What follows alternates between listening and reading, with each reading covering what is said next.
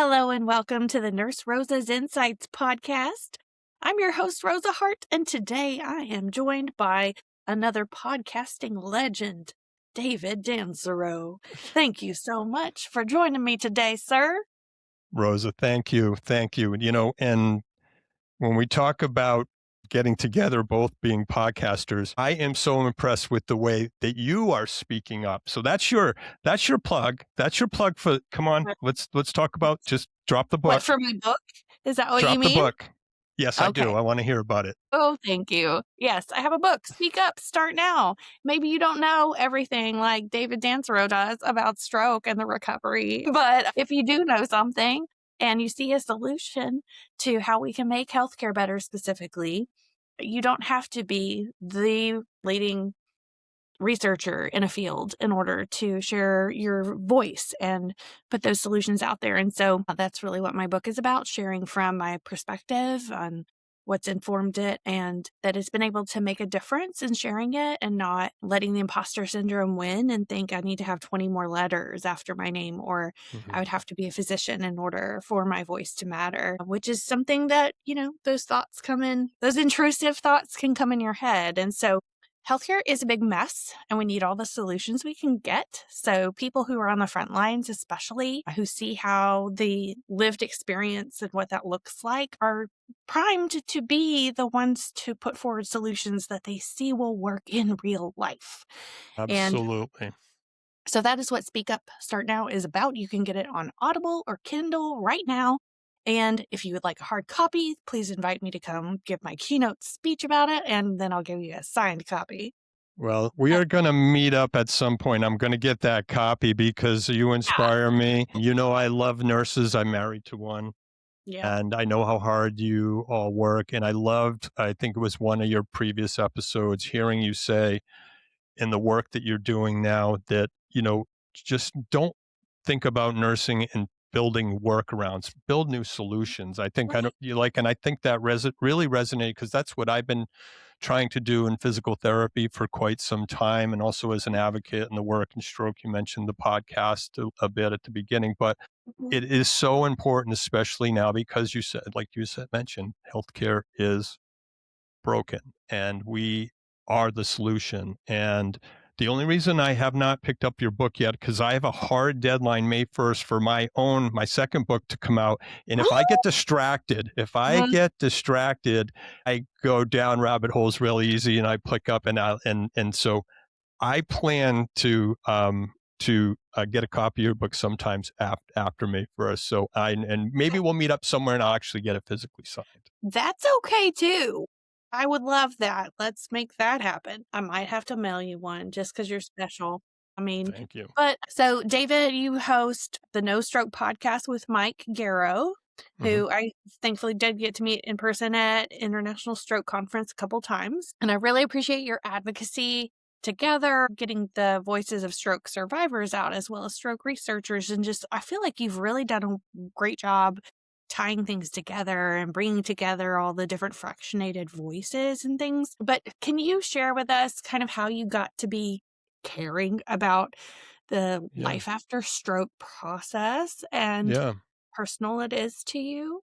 Yeah, absolutely. So, you know, I I have a long history, a long background in healthcare. I spent the first 7 years in clinical practice as a registered dietitian and exercise physiologist background, and did a lot of things early on that were sort of out of the box, like worked in corporate health and wellness, realized that the clinical nutrition piece often was just a small snapshot in time trying to shape behaviors. So I started working in more on the wellness side, and it really, some of the early work that I did here, I'm in New England. I'm just outside of Providence, and one of the hospitals that I first worked at as a new grad dietitian had the opportunity to get involved with research through the National Cancer Institute. And we were doing a lot of behavior change research and changing behaviors, opening the gateway to becoming more physically active, what that did for looking at your diet a little bit more closely, and then maybe stopping smoking.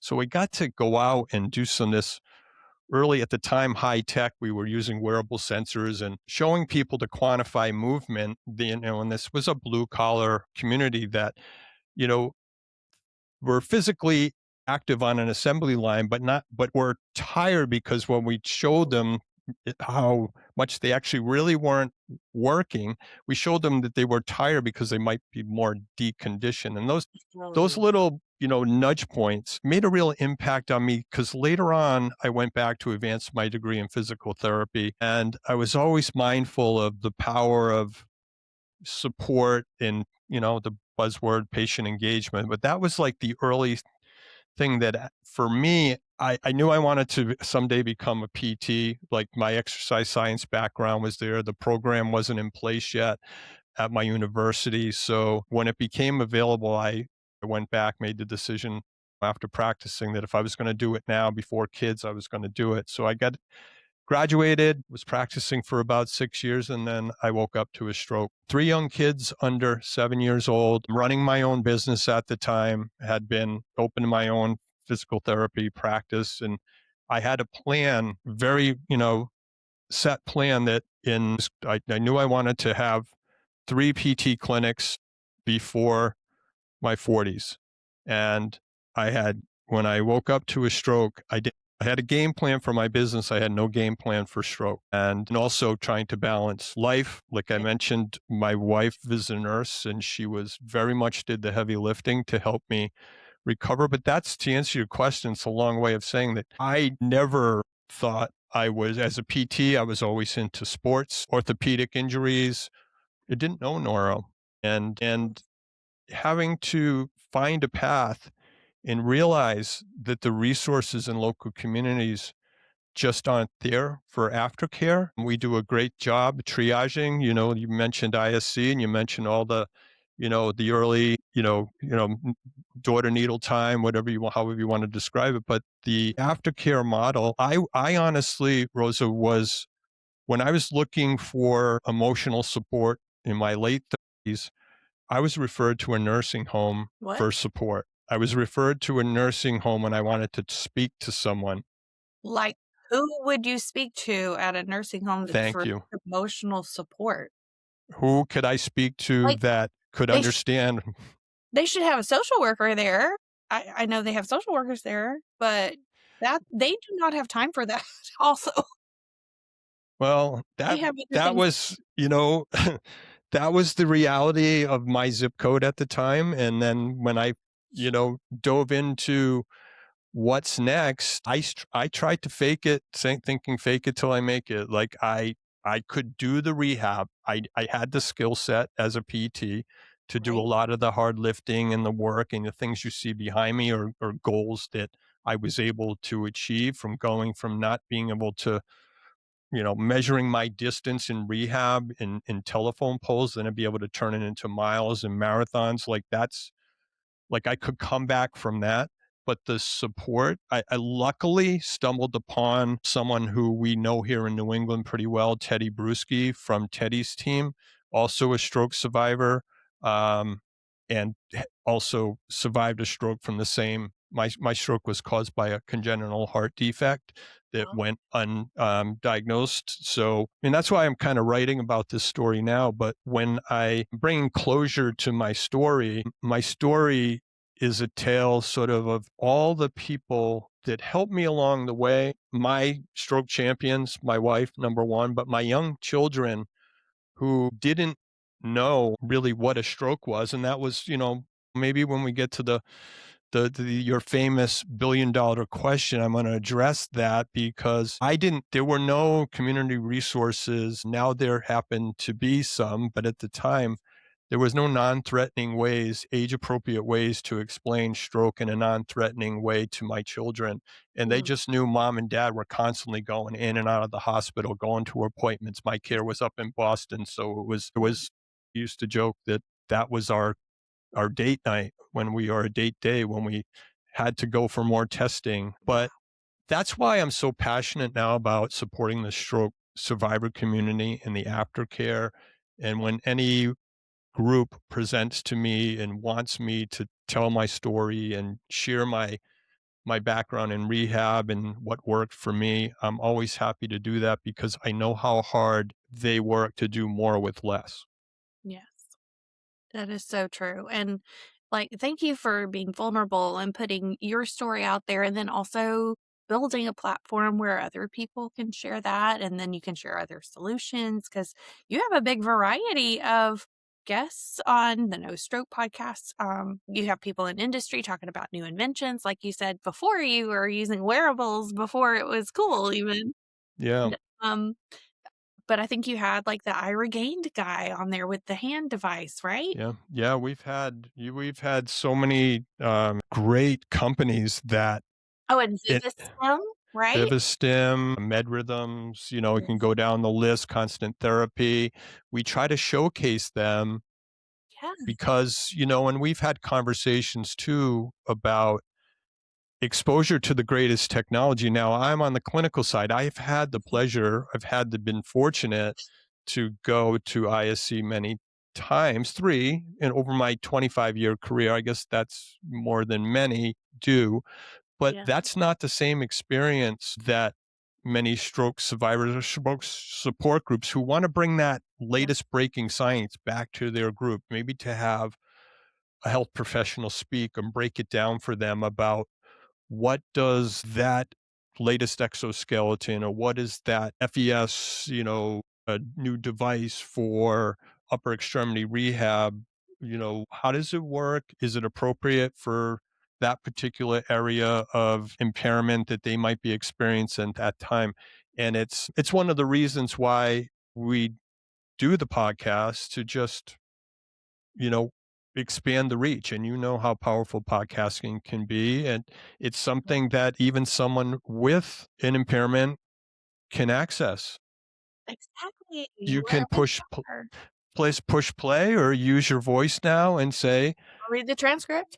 or read the transcript. Mm, So it's something that has been equally as rewarding for me because for folks who maybe have listened over time, I've revealed some things on the podcast that I've never shared with folks. My fears, the stigma that I faced, the mental health struggles, and it's been bringing up other guests. So in addition to tech startups, we have medical professionals, but really the thing that really energizes me when we have a stroke survivor come in or a care partner come in and tell their story, because that's the real life that I'm glad that there's finally bringing more of that into, like the International Stroke Conference, for example. Like well, we it, need to know why we're doing all this and yeah, also that it works, right? Because absolutely. data points are not just numbers, they are each people. And those people have a story. And before we started, I was just telling you, like Rachel Foreman and Narupama and I can't remember the other lady's name. I think it was Kimberly. They did a presentation on their qualitative research on stroke survivors and their caregivers and asking them like what their experience was even like after stroke because they didn't even know what questions to ask about as far as their needs, be it physical or emotional, and then those other insurance barriers, financial ramifications. Yeah. Like clinicians don't understand finances. I'm barely able to understand finances, but, um, like, understanding the financial ramifications of the prescriptions that they are given or the rehabilitation therapies that we are recommending with great enthusiasm, but we don't know, are you gonna be able to have that even if it's located next door to you? Is your insurance going to approve it? Are you gonna be able to Exactly. private pay for it? So we're going to get into more of that in a minute. But before we do that, you've expanded from the podcast into writing more on Substack, and I've been following you on there. How long have you been on Substack, though?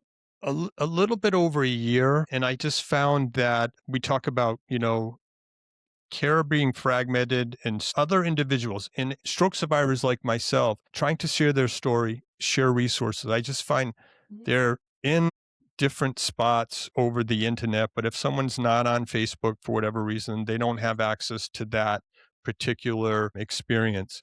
And Mhm. what I like about what's happening on Substack is, in addition to, it's like I'm trying as part of this, I always say, like, I'm bringing closure to my stroke, but I want to try to connect some of these folks from the podcast, and the stuff that I'm doing on Substack is sort of like after the pod. Like, these are questions that we might have missed in the first round, and we might have had a guest, Mhm. and then I'll say, well, you should talk to Ralph Preston, who's doing work over on Stroke Buddies, but pretty much his whole following is on Facebook. What if we brought some of his best work? And Rory Polera, who we've had on the show twice, a stroke survivor, is now starting to write on Substack. Um, That's I've nice. had I've had co-collaborative live sessions with other stroke survivors on Substack, and what I like about it, Wait, hold on. You can go live on Substack, like a video live? oh, absolutely, Oh, is this like that's Patreon in that way?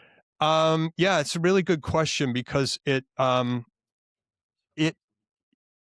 instantly you can go live, um, You don't have and to, like, get 1,000 followers in order to you have the don't biggest have to backlog. go. So it's for yeah. So it's a really great point that you bring up, because that's the power of it, to not have to spend a lot of money but get a lot of reach. And so you can spend $0 and we can connect communities. We can co-collaborate on an article. I've done an article I was invited by a stroke survivor, Blair Ames, and we did a Mhm. co-authored an article, which he put on his blog, I put on mine, but then we did a live event Yeah. on Substack. I did the same thing uh, with Mark Brody, who same same thing. He's starting to write and share his voice, and was his first time ever going live, and he was trying to overcome the stigma of aphasia, Yeah. and it was such a great opportunity for him to share his story with some friends and family who really didn't understand, like, the true, like, what he was feeling when he was feeling, and how much their support meant to him years later. But I'm trying to build that more, because at some point I'm handing off the torch, and Rory Polera is I see a lot in Rory. He had a stroke in his late 30s. That was my stroke. We're both hockey Mhm. players, and I just feel like it's a format where you're there for the content. You're not necessarily there to scroll quickly past, but I really appreciate you bringing that up, because I feel like it's a nice way to continue the conversation after a podcast, because it does take a lot. You know how much time, especially, I have a second podcast called Believe in Balance that is on Oh, Substack, and I can produce that so much quicker on Substack. We're recording on Riverside now, but I can go oh, live. that's the one where you were going live that day, and I was Yeah. that one. Okay. Yeah, Yeah. so I answered your questions to the preview. You're filling out my form. I was filling out your form live in real time, because what I try to do on Substack, both for my PT balance related newsletter, and it was like crossover. I was crossing over Mhm. to No Stroke, because it takes a long time to write at the end of the week. If I want to keep the conversation going and say, hey, this is what you have coming up, I'll go live. It transcribes it. I can go to Mhm. audio.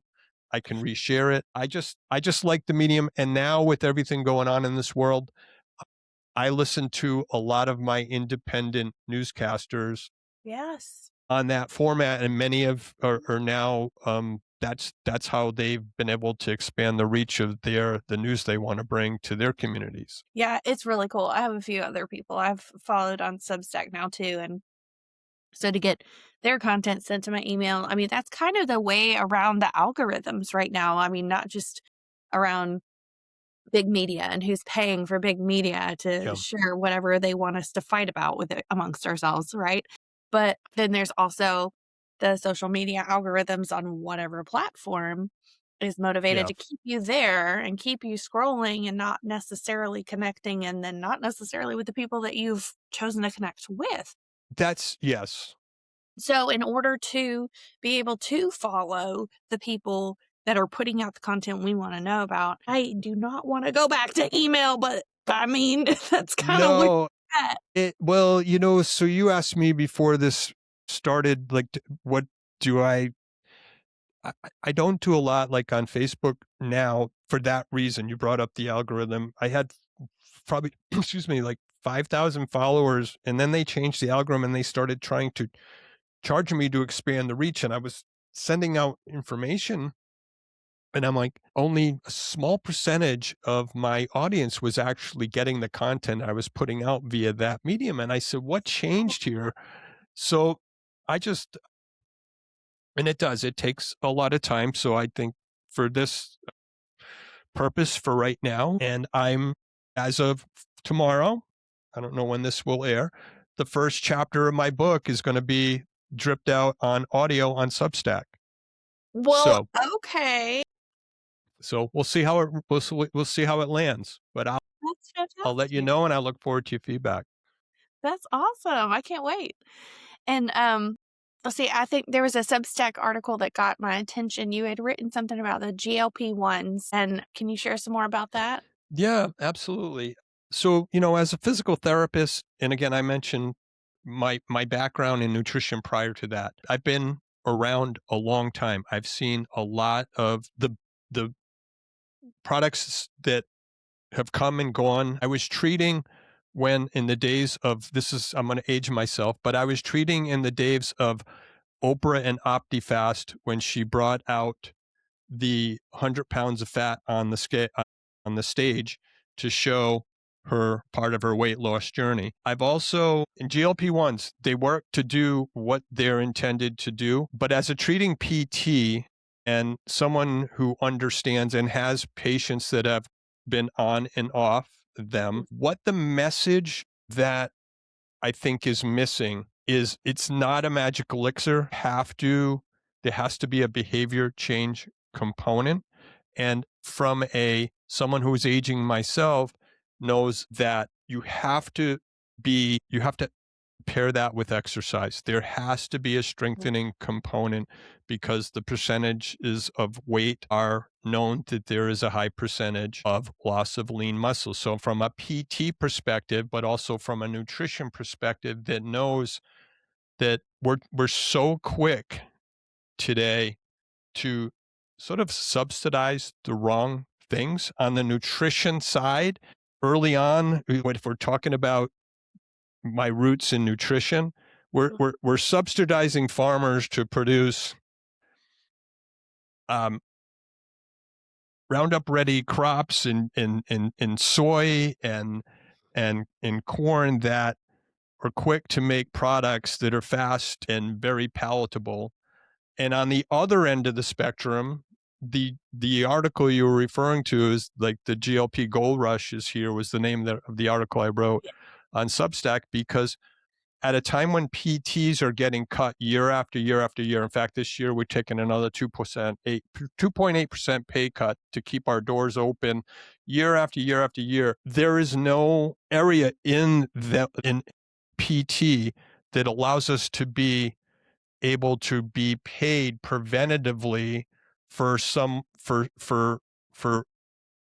to be part of that weight management picture. In other words, emphasize the importance of exercise from a maintenance of lean muscle mass as you are losing weight, because the dreaded term that we hear, or we need to hear more of, is sarcopenia. We all lose muscle mass as we age. GLP-1s without formal exercise are setting the stage for, I just feel like without the education, we don't have an off ramp. Are these lifetime medications? Are they something that we compare? And they're so readily available now. Like I had this on here. Slightly less readily available to those of us without a diabetes diagnosis. It's very costly. Yeah. It's, you know, this was my mailer just yesterday. What's it? Um, and it's, if you're in my area, we get these value pack with a bunch of coupons. Oh, yeah. Got one of those. Stop when you open that up. Stop dieting, start weight care. cutting, just get started over the phone for $110 for a 4-week supply. And Well, how long nothing, does that last? Because mine was gonna be $500 a month with insurance, so yeah. So that's, and if I I, can't, I think I'll share now about my experience with GLP-1s because it was very helpful for me, but, it also helped me lose my gallbladder. yeah. I was, like, over 230 pounds, and I would huffing and puffing going up and down stairs, and, it was really getting in the way of my life, and so I needed to do something to be healthier, and I had tried several different, like, workout things, but I'm also a foodie influencer, and I didn't wanna, like, give that up. So, I Mhm. was like, "What am I gonna do?" And, so I started on first it was Wegovy, and then, I can't say that Wegovy caused me to have gallstones and need my gallbladder removed because the biggest causes of, the gallbladder inflammation and stuff is obesity as well as like rapid weight loss. And I had both of those. So I'm not sure which came first, the chicken or Yeah. the egg, right? And then after I got off of that one due to some other side effects, I did a year on Manjaro, but I got off of that actually before the price change was announced because of the weakness that I was experiencing. I wasn't losing the weight where I wanted to lose it, so I continued to look pregnant all the time. But I was losing that lean muscle mass even though but I didn't have the energy, like, to work out and things like that. And so, I know a lot of people have learned at this point the importance of protein intake, for instance. You have a Yes. dietitian background. And so I think, incrementally, as it's affecting such a large portion of the population, we're learning things. But even that intentional exercise, if you are only eating a small amount of food a day, you've got to have your nutritional building blocks to be able to fuel that Yeah. as well, right?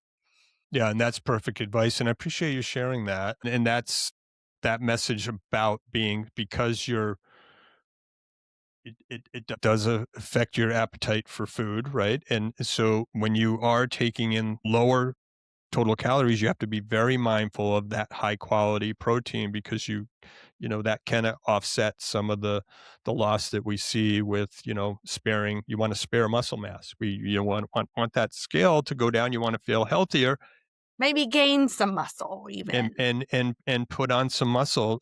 Some of my patients have commented that, and some have also tried, like you mentioned, different what some things that they miss, or just their joy of actually preparing food and being just part of the things from a social standpoint that Yeah. come with just having that be a bond that connects the family even, and just Mhm. like to to some, that's was a big sort of loss. But I just feel in where we are now, in terms of, like, I think, and I wrote in the article about where, the administration cut a deal that we're going to allow this on Medicare. And my only point was, like, um, or they're going to, you know, negotiate for a reduced rate to be able to make this affordable. As it At the same time, it just kind of resonated, because we're cutting rehab services. So where you don't have enough PTs now, they're leaving the field.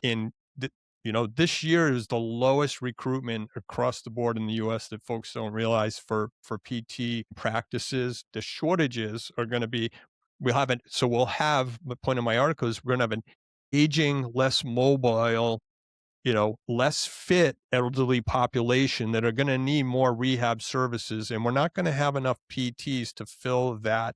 Like, just like in nursing, there are major care gaps and shortages anticipated. And in rehab, the folks that are, may need us the most, where we can't keep taking these. I Well, did. let's go back to what you were saying earlier because I heard something that made no mathematical sense to me. I mean, we keep talking about how we don't get raises that adjust for the rate of inflation, but I heard you say you were taking cuts. What are you talking about? Yeah. So many folks, this is an important thing in rehab now, that if if you've been in, I'm entering my 26th year in May, my 26th year as a PT. You don't go into healthcare for the money anyway. If your heart's in it and you're doing like you do it because you want to give back. You do it. PTs over the last 10 to 12 years have seen a net. Like we are not gaining any ground. In fact, the every time the annual physician's fee schedule comes out, PTs open that adjustment and they're looking and they're going, how am I going to do this year? So honestly, most PTs have made more when you adjust for the cost of living 15 years ago than they do now. Like What? we're the industry is and it's part of the work I do now is try to show other PTs that there are other options. Like many have had no choice but to opt out of reimbursement and try to go to a cash pay model practice, which I did 5 years ago and haven't looked back because it's unsustainable. And the only way that private PT clinics can be more profitable, and there's a big thing happening now across the country where big entities are coming in and, the 2 to 3, you know, clinic practice, which I aspired to own when I first started my career. Those are a thing of the past, but the ones that are trying to survive, they are having to do more volume. It's Yeah. the only solution they have. Instead of 3 patients an hour, you're seeing 4, and that leads to burnout. The average lifespan now of a physical therapist coming out of a doctorate level program is less than 5 years. They are That's not enough burning to out. pay off your student loans. You get a Uh, doctorate for that, don't you? y you the entry level is now a DPT, and I Well, and is that was removed from the definition of profession for the educational, like, reimbursement, right, for student yeah, loans? yeah, so And I believe if you're listening to this before March 2nd, I know for nursing, we're working on everyone submitting public comments on that. And so I assume it's for you guys as well. Have yeah, you guys yeah, been working on yeah. that? We're constantly fighting the cuts, and that's the latest thing that we're fighting Mhm. as well. But most folks think that we've we've risen as just, but it's just the opposite. That we see the cuts, and we haven't. We've had other programs that are outcome based, and MIPS is one of them. I'm not sure if it's a merit based in payment system. There's a lot of different things now in rehab. Folks are trying to augment some of the costs we talked at the beginning about patient engagement. Remote therapeutic monitoring come in as a cost, as something that we can now bill for. And I don't know if if you saw much of that innovation just came from Vive, if there was Yeah. any talk about that. Oh, for sure. I just interviewed one of the VPs at Validic, which is one of the companies that Yeah, kind of translates that data into connects it all. Next at all. Yeah. Yeah. So we have a lot of struggles at a time when I know we started on GLPs, but that was really my big thing when I saw that. It kind of struck a nerve that, and I, maybe we can link the article, but I just did a cost breakdown. What it cost on a year of GLP-1s, and what PT, even if it was out of pocket, or what they reimburse us now. Uh, it was maybe less than a third of the cost, just to have that foundation of the importance of movement. We don't get we we we don't you know we don't have a preventative pathway that someone can go for a PT tune up to learn about the importance of strength training while they're losing weight. I think I may have picked up on a grammatical error. I said, "We don't." You were like, "We don't have." I think we do. Didn't you just outline that for us in your article? I did. I You did? did. But yeah, from a Oh, from we have a one. So everybody go follow well, David's thank you. pathway. Thank you. Thank And you. I think that brings us to our $1 billion question. Well, thank you. I'm sharing this crazy shirt with not to just only maybe if you're listening on audio, maybe you'll have to head over to to the Rosa's YouTubes. YouTube because I'm not filling in for Bill Guy, the science guy. Is that Bill Nye, the Yeah, science guy? yeah. This is the modern day augmented AI. So maybe It queue up. looks like mahjong or whatever that tile game Yeah, is. so What if is you it? I'll stand up a It's a little rib bit here. cage. Yeah, it's the outline of a rib cage with the spine if you're listening in, but it's Mhm. little pixels. And the idea of this shirt is, well, first, the $1 billion question is Do I get to say it now? you get to say it. Okay. So David, if you were given a grant for $1 billion to meet a need that you see in healthcare, how would you like to see it used strategically to have the most sustainable impact? Well, thank you. So I would treat way upstream, number one. A lot of my advocacy early on was on trying to, starting really early as elementary school, teach kids how their bodies work. So some of the downstream effects of chronic diseases and just lifestyle management and the importance of the things we talked about today with healthy behaviors, importance of exercise throughout the lifespan. A lot of the things I'm wearing this shirt because a lot of the things that, I've tried to do with my wife, who's a rock star school nurse in Mhm. our school district, is try to put things out there that make an impact for the kids or get their attention and make them excited about learning about the body. And so this simple shirt was in response to us trying to build health fairs and things that essentially come out of our own pocket, because when there are cuts to school budgets, they affect the things that probably help the kids the most, like the arts and sciences and music and education and things outside that really help the brain to grow. But Right. health and PE are cut, and this shirt was just a way of, it's what's I think it's what not unless they want to sponsor your show. Curioscope is the company that makes this, and it's like sort of a modern Bill Nye, the science guy who used to wear the shirt. If you take the shirt and Mhm. point your camera at it with an app, what gets the kids' attention is all of a sudden you see my heart beating, my What? lungs perforate, and what I would do is when I would go in and do my station, and whether I'm talking about the importance of cardiorespiratory fitness, I'll have it connected to the phone and I'll have it on a big screen. I'm the most popular station because kids haven't seen it before and they've come in. But it's things like that. Like I've written with my wife, tried to write grants to get more educational opportunities. And unfortunately, so that would be number one. I I put need one about, of these shirts, David. yeah, yeah. So I need to do this at, like, one of my next talks. How fun. I'll send you the company. It really is. It's intention getter. So I would spend a third of that money way upstream. I would spend a good third of that money to stroke support and aftercare programs, whether it be community support programs, whether it be for Parkinson's, for multiple sclerosis, for chronic diseases that in elder care, but have supportive community programs that some of those folks are doing the hardest work with the smallest budgets, and Mhm, those are the folks I go out and try to engage. And then the last part of it would be, and this comes from my experience working with university and working as a clinical lead, trying to get some of the best innovation, like whether it comes out of the physical therapy department or whether it comes out of engineering. I know, like, you just mhm, came from Vive and saw a lot of the mhm. great technology. Having the lived experience, almost like learning communities. Our state is investigating whether or not they're going to open a new medical school. So now for them at the state level, it's a great time to rethink,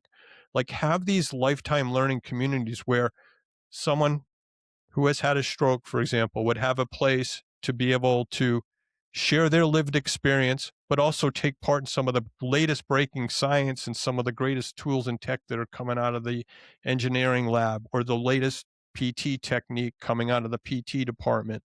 But just have a place for them to continue to feel like they're contributing. Mhm. And also, equally as important, that the university can gain a lot from their lived experience. And we don't have those pathways. So it would be something that if I had that money, I would say, here, this is, and let me show you why this is important, but just it would be a win-win. So on both ends of the early end and then later, life after stroke or life after a progressive chronic disorder that you're trying to manage, like it could really help, both the person trying to stay engaged in their community, and the newest clinicians that come out will be so better served to have had that experience with those individuals who are Yeah. trying to do their best under some difficult situations. Well, and I think that would illuminate the pathway. You were like, we don't have a pathway. Well, that would illuminate what the pathway even needs to be, Yeah. right? When you have them all connected. And can you share a little bit with us about your survey that you did of all the different support groups? Yeah, yeah. So when my book comes out, Oh, for years, spoilers?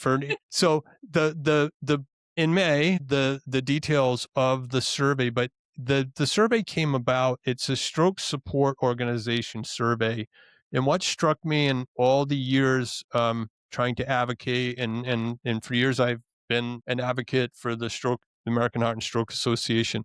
What I realized is that they never really surveyed the stroke support communities to do a needs assessment. And some of the work I modeled the survey out of some of the work that was coming out of what they were doing in Europe with European Life After Stroke, Okay. and some of the questions are exactly the same. Like, tell us about how you support yourself. Tell us about, are you community-based independent? Are you a nonprofit? But what are your needs? What services are you providing now? What would you want to provide if you had more funding? And it was after, and I mentioned more of this book, after presenting to over 60 different entities, like that would kind of inspire me to say, let's try to amplify their voice. And Yeah. I thought maybe I'd get 10. I did this with a Google spreadsheet. So, like, it's the power of time in between me running my normal business day, doing the podcast. I said, if no one's doing it, I'm going to try to do it. But Google Sheets can handle unlimited inputs, right? oh, yes, yes. And how many takers did you have? So I had 25 respond That's in really when good. doesn't sound like a lot, but there's probably 5 to 700 active response. This is doing this without a budget. The Wow. World Stroke Organization had a budget and they were able to get about 85. So I figured, you know what? I almost got, Okay. so It's representative. Come on. like I'm going to leave it open, but at some point as I, maybe make my mark down the road in terms of making people think about we can do better, Mhm. it will stay open, and it will stay open for more people to be able to say, let's build off that. Yeah, I And mean, you've gotta start somewhere aggregating everybody together and getting everybody in contact with one another because so many don't even know where to find each other, like, if I go to stroke.org, like, you can search for a stroke support group by your zip code, and it'll show you the in-person ones, and it'll show you the virtual ones that are, quote, unquote, "available" in your zip code, but virtual ones are available everywhere, and I really wish and I have yeah, asked for them to create a button where you can search for virtual support groups just based on time, like time yeah, of day, so that you can join it's in so wherever important. you are. Yeah. And it's so important, even years after speaking to stroke survivors, some of them now, if there's something that positive that came out of the pandemic is that we did open up more Yes. of those virtual opportunities. Cause I have survivors now that are going to 2 or 3 each week in different Yeah. parts of the country, and just it resonated. They liked the group, and it eliminates the barrier of transportation for many individuals, and it makes them Exactly. empowered to be able to they Mhm. can do that on their own. They don't need a ride. They don't have to rely on someone if they're not driving. They can connect and stay connected to those folks between appointments. So that's really important that you picked up on that. And I think Mhm. we have to do better for these folks, because as services, and as healthcare, unless we can fix healthcare really, really quickly, there's going to be more folks falling through the cracks. And we already know at discharge that is oftentimes that rehab cliff we hear. Just feel like somewhere in there, technology will fill that void, but that human, We that have to human let the can. people building technology know what the void even is. Exactly. We were at Vive, the first nursing session. One of the nurses on the panel shared that a company was looking to develop a solution for nurses. So it asked ChatGPT what nurses' biggest frustrations were in healthcare instead of, I don't know, asking the nurses. Imagine that. And dear God. We have a lot of work to do. There are nurses who want to participate. If you are looking for a nurse innovator or just a nurse to ask questions of, I mean, they're all over social media. Like, put your questions out there, or there are like Facebook groups and LinkedIn groups of nurses, AI, like nurses who are interested in AI, for example. If you're developing an AI solution, there's an association for every different kind of nurse. For example, like rehabilitation nurses that get to work with great people like David all the time. And so if you want to build a solution in a space, there is a group for that. So use ChatGPT to identify where those groups are and then go ask the human people. Ask a human being. Yes. Soapbox moment, excuse me. But, well, I think we've solved a couple of the world's problems and now we'll just amplify it, right? Yeah. It's out there now. So what happens next is we'll see. That's I right. That's really right. I really appreciate you having me. I know you've had one heck of a last 2 weeks of travel, and I honestly thought when you when you agreed to my rescheduling that you were going to Uh, be doing this from an airport on your way back from LA or uh, something. But Nope.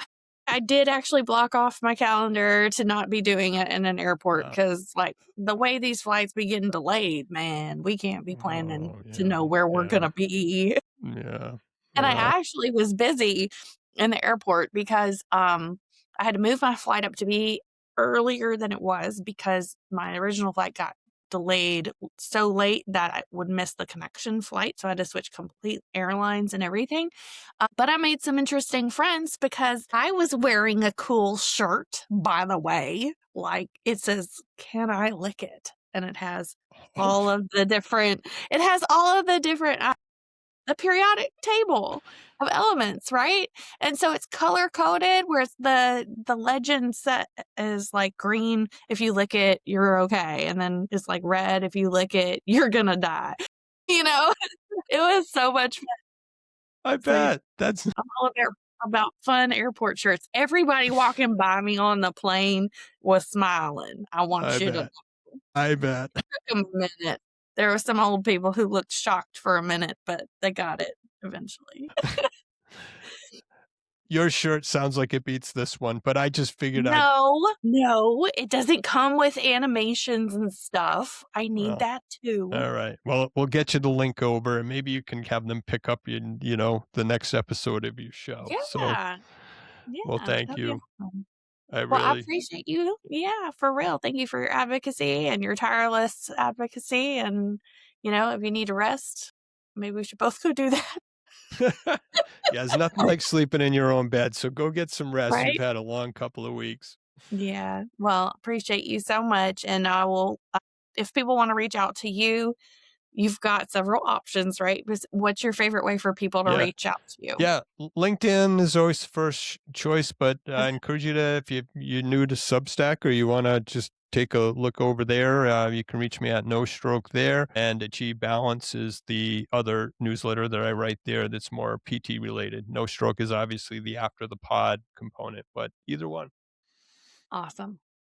Thank you. And if you like this podcast, make sure you also follow me on all the social medias at Nurse Rosa Speaks and like and subscribe wherever you're listening. Or if you're watching on YouTube, please leave me a comment with your thoughts and let me know if you know somebody else who has a solution to my $1 billion question. And I'll see you in the next episode.